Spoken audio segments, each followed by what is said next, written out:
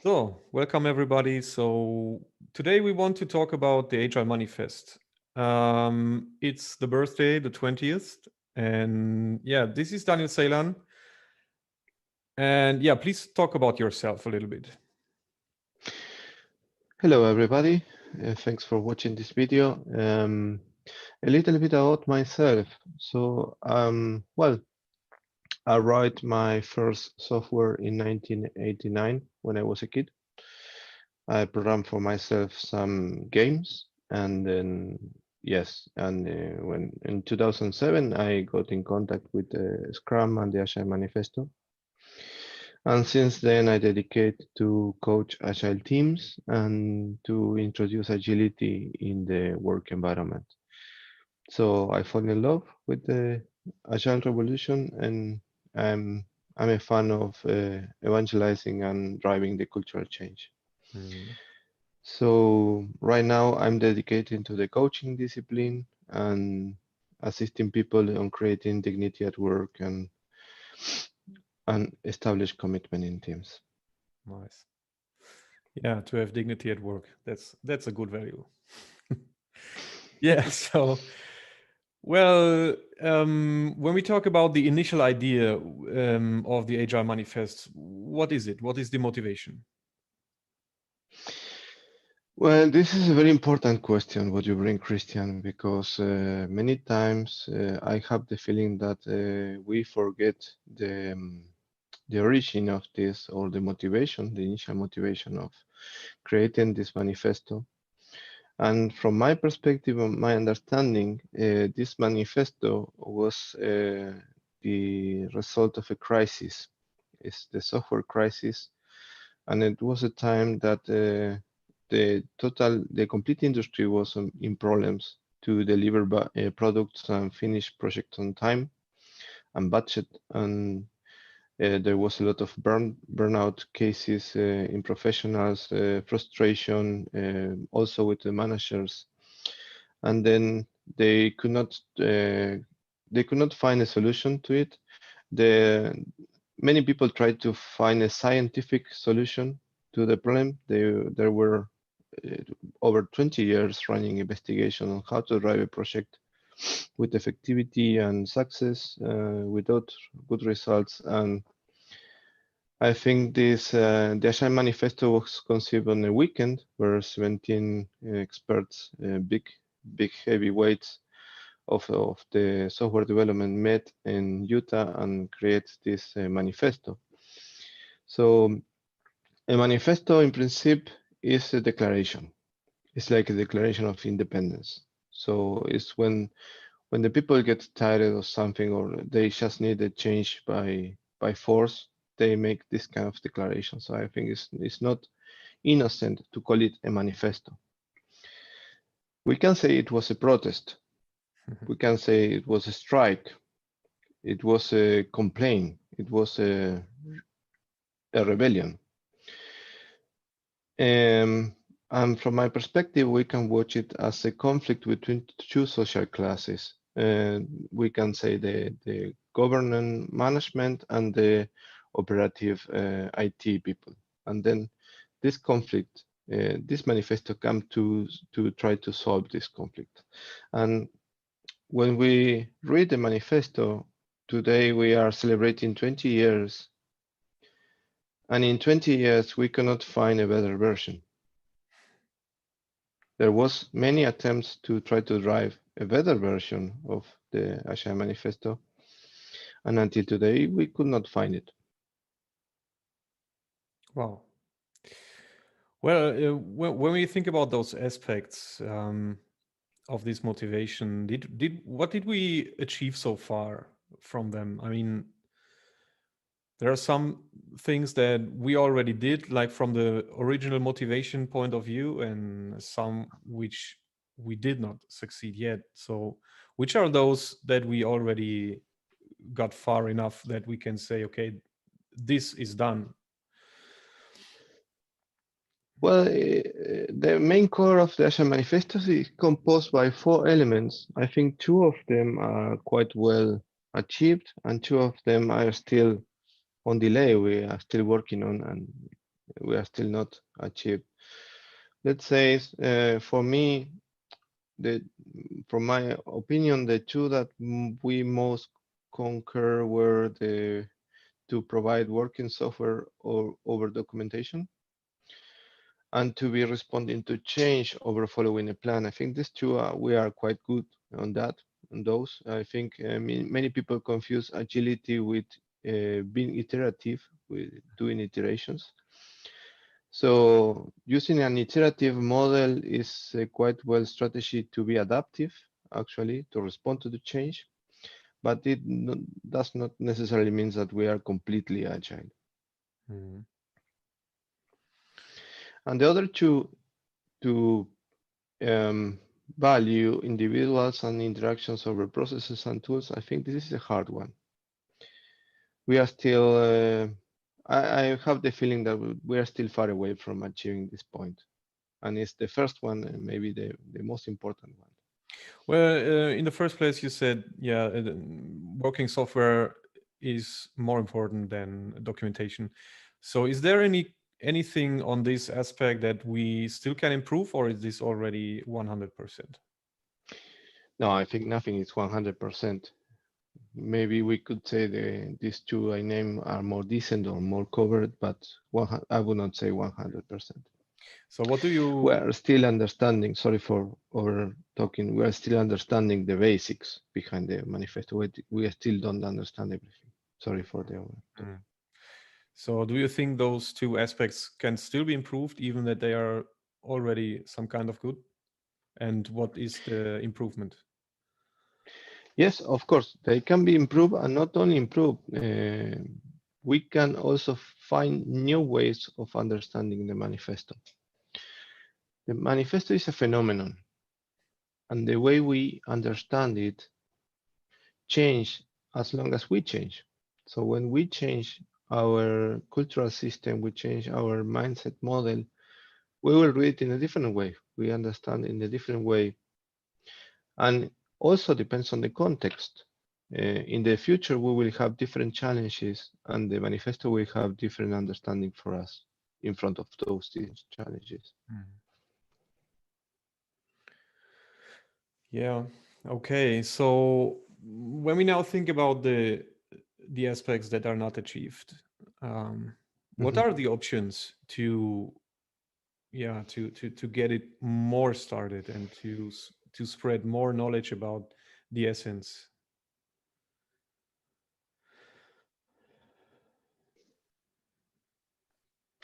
Well, I think what is missing is the maturity process, let's say.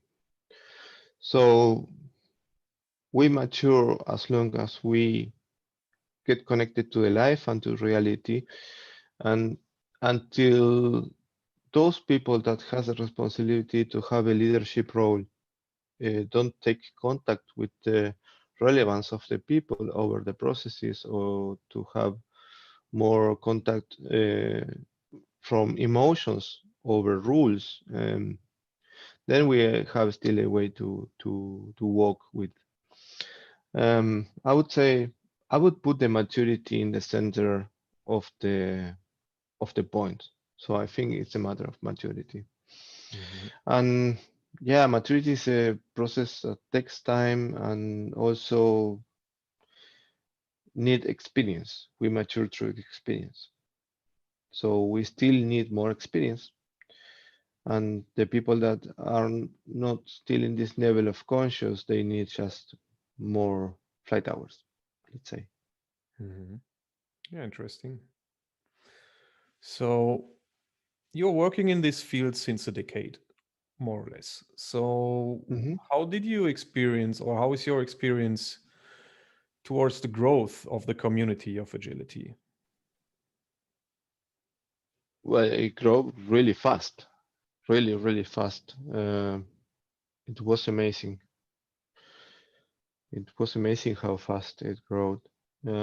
Actually, it's becoming a challenge because now we have much more diversity of point of views and initiatives and frameworks. And it's becoming a challenge, but it's good news that it get grows. Yeah. In the beginning, it was really hard for the people to talk about agility. I was not in the very beginning, but I was more or less 6 years after the birth of the manifesto. But anyway, in that time, to talk about Scrum or Agile was some kind of innovation. Mhm.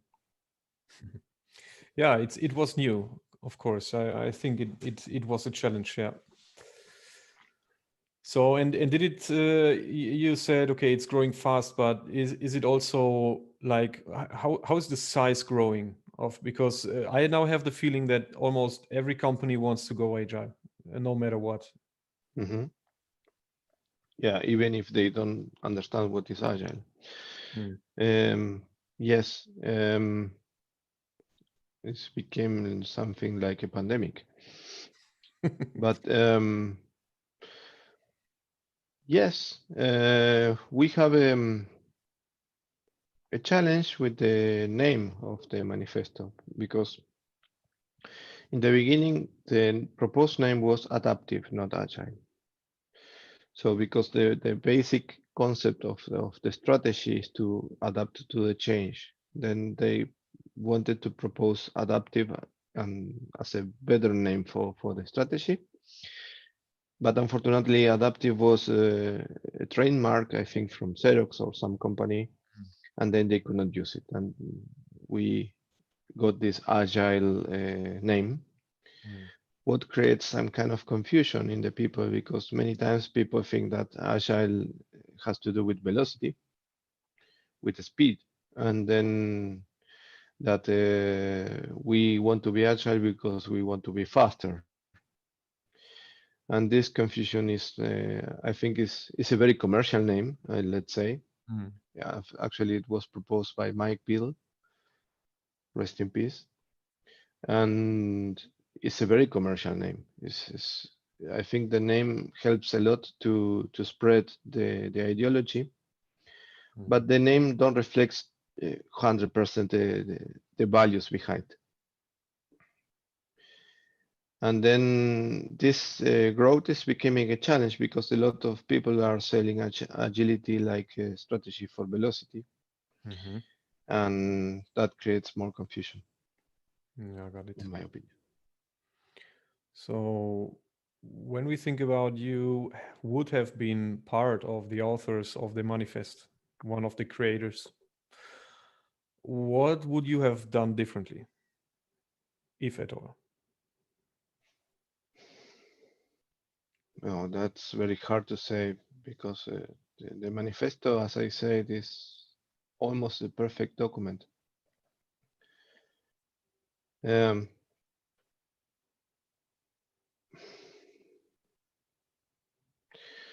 but maybe if I would propose some missing words, I would say uh, the missing words could be commitment and respect. Hmm. Yeah, this is basically moral core values.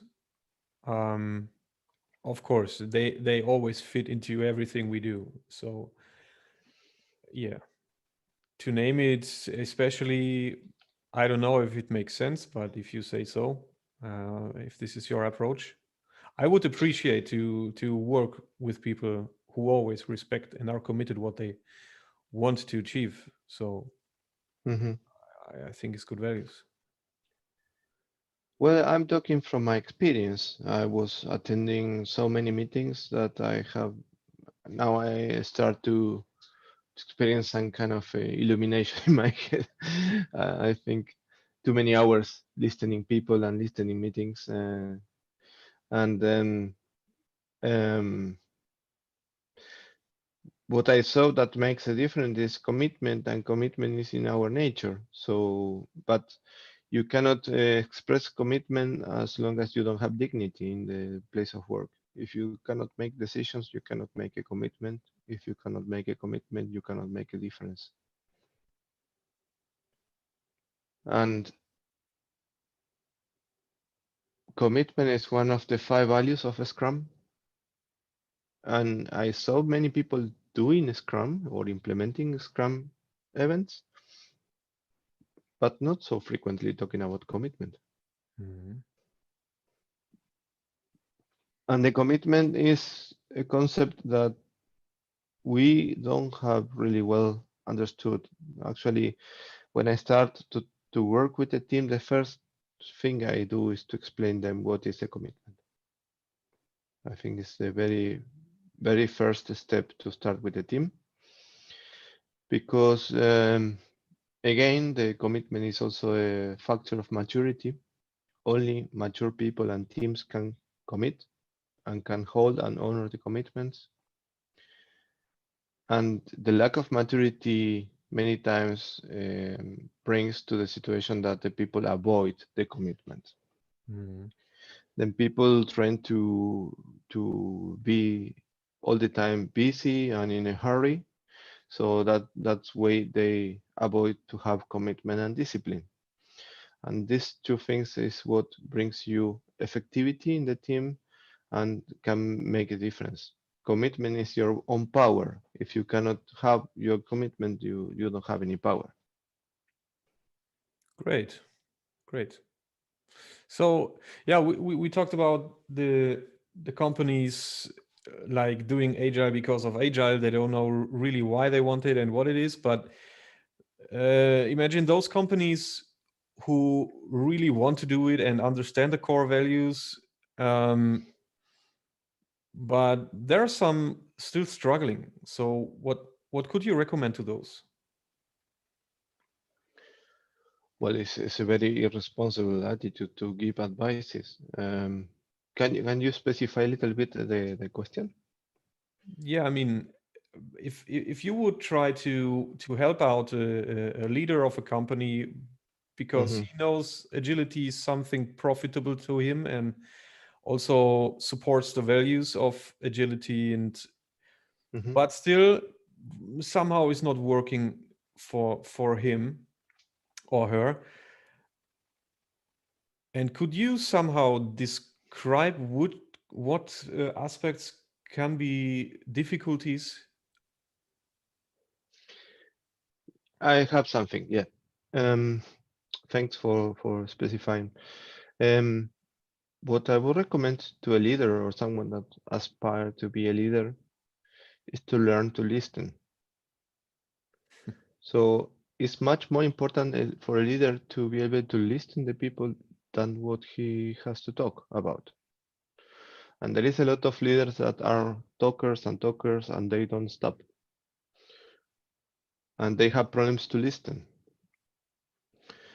And listening the people is not just hearing the words, because the written language you can read an email, but when I'm hearing you, I'm feeling all also your emotions, your state of mood, and I can feel your way of being.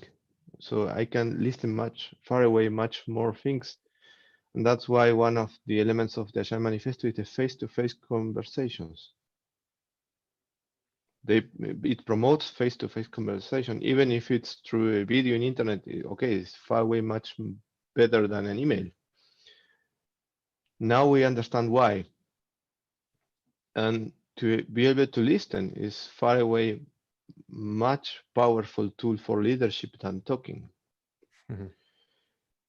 And you need to try to understand the other person necessity, mostly when the people are experiencing some kind of pain or frustration. You need to understand their perspective. And one of the challenges for leadership are the conflicts. And to navigate through the conflicts, you need to understand first that the conflict is an opportunity of learning. It's not a bad thing. And to have healthy conflicts will drive to healthy relations. And the possibility of whatever you can do with this system, social system of humans, are the relations. The power comes from the relations. You don't have any power. You are not powerful. People don't have power. we have powerful relations. And we cannot have a relation if we don't hear each one, if we don't listen to the other person, True. and if we don't connect with what the other people need. True. Then you can use the conflicts to fight, or you can use the conflicts to build a relation. Mhm. And if you avoid the conflicts, you are choosing to destroy the relations.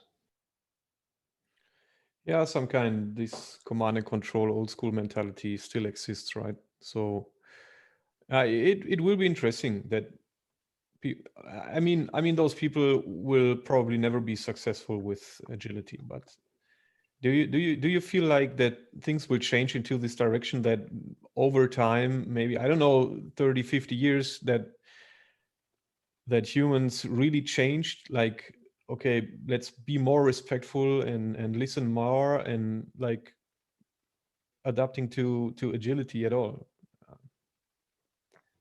Yeah, the point is not agility. Agility first is a phenomenon that got its name in the software industry. But the way we relate is a phenomenon that is happening worldwide and in the entire humanity. In the industry software, it receives the name of agility, but in education, for example, is constructivism. In other disciplines, has different names. It's about collaboration, small self-organized teams, leadership as facilitators, to be compassive and listener leaders. It has different names.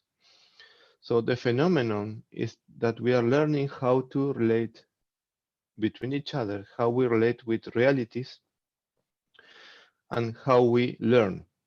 Because at the end, everything is a learning process. Even the maturity, if you want to be a mature leader or a mature developer or worker or whatever, the path to maturity is a learning path. So you achieve your maturity through learning. So I would say the key element in the center is not the agility. The agility is an accessory. Mhm. The key element is the learning. And agility was born in the software industry because the software engineer is a social engineer, and we are knowledge workers. That's why agility was a requirement in our field, because we are social and we work with knowledge. There is nothing more abstract than that. And there is no scientific management that can hold that level of complexity. We still have some managers that try to micromanage and control people and software and processes. They still don't understand that this is complexity, and the complexity cannot be manipulated.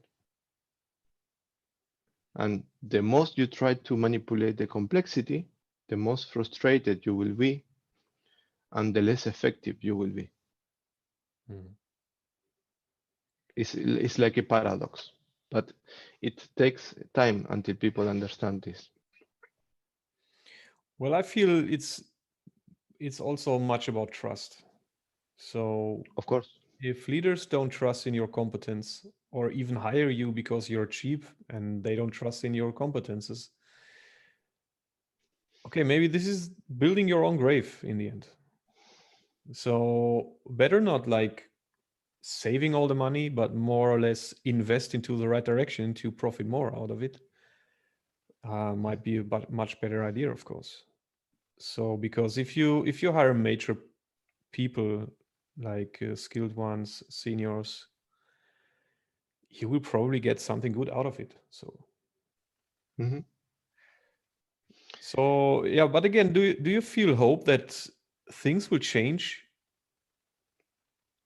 Yeah, That sorry, I didn't that, understand completely your that question. yeah, that the old school leadership will, in the end, not exist anymore. Yes, of course, it's a change process. Yeah, I think it's something that is happening. Is you cannot stop it. And the task for everybody, for us also, is to adapt to the change for everybody. So if someone thinks that he or she don't need to adapt, okay, I think this person need to reconsider his strategy, because we all need to adapt to the change. This is maybe one of the few generalizations that can be valid. Mhm. Indeed. So, what else do you want to talk about, Daniel? I think I asked enough questions, so maybe I give you some space to to just speak openly about what is in your mind towards this topic, of course. Well, I think there is three elements that are key on this story, and it's not about agile; it's about humanity. So humankind, or to be human. You name the trust. Trust is the basement of a relation. We talk about the power of relations. We talk about the how important it is to cultivate relations. Actually, is the main thing we do when we build a team. But the trust, the relation, and the commitment cannot happen if you don't have dignity at work. And we find out, we see a lot of people that are trying to make friendly things, like having, I don't know, a soccer table or a tennis table, or to make custom parties at the work, just to supposing that we are friends, or simulating some kind of friendship to Mhm. be friendly environment. But this is not really creating relation. This is not to create a relation. We can make parties, we can celebrate birthdays, we can, I don't know, make ridiculous, funny things, but this is not building relation. This is not professional dignity. And if you build professional dignity, you will move forward far away, much more meters near to the high performance than doing these funny things. And for many time I saw a lot of office environments that they try to make these cool environments. Um, it's something nice to do, but it's really not the basement. It's not the base. It's not the critical part. And if you do these funny things, but you don't take care of the basics Mhm. that a human needs to feel in dignity, then you are failing big. You are failing big. You are taking care of a lot of cosmetic things. You are using a lot of post-its. You are doing a lot of parties, a lot of celebrations, but you are not taking care of the base. And for a human being to have dignity, you need to be able to say yes for what you want to say yes, and you need to be able to say no for what you want to say no. True. So honesty should be The allowed. honestly should not be punished, let's say. Yes. Mhm. This is challenging for classical leadership, because they are not based in the relation, they are based in rules. Interesting. Yes. Mhm. So then I pass the ball to you, Christian. What do you think affects your dignity, or in your experience? Yeah, dignity for me is infected by honesty around me, and Mm-hmm. it's also about transparency. In the end, if nobody tells Mm-hmm. me what's up, for me it's hard to really stick and commit to anything. Yeah, if you're blind and walking around and developing around into any direction that you think is good, well, maybe this is divergent to the leader's direction because there is no transparency. And then sometimes happens that people are disappointed. So, but this is very is the wrong direction. Let's say like this. Dignity does not come from just directing and pointing out what you have to do. I mean, it's more or less to empower you to take right decisions by your own and to really collect the knowledge that your employees have and trust in the knowledge, trust in the competences they have. So I think I feel dignity as long as people trust me that my capabilities are worth it and that the results will be good. And I think this is the key for at least for me to just be recognized as someone who is really able to stick to plans, who is committed. You know, if people realize that commitment is something that is living through me, then there is no fear, there is no doubt on really sticking to a plan. So there, and then everything that leaders need to do is to leave me alone in the end, and let me just do my job. Mhm. That's all I can say, and then I can live with dignity. And still, if I'm not disappointed from management because they don't take the job as serious as me, then everything turns out good.